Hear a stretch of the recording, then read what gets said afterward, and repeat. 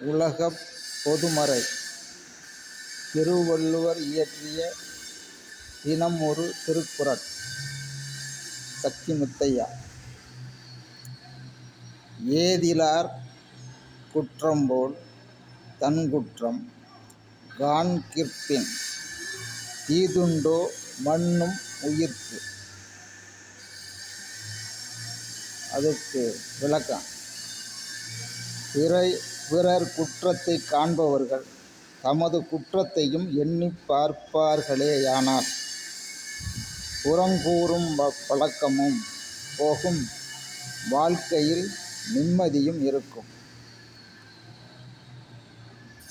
ஆகையால் புறங்கூறுறதை விட்டுருங்க. நம்ம என்ன செய்கிறோம், நம்ம கரெக்டாக செய்கிறோமா, அதை நம்ம கரெக்டாக செஞ்சோம்னா நம்மளுக்கு நல்ல வெளி பறக்கும். இப்படி சக்தி முத்தையா.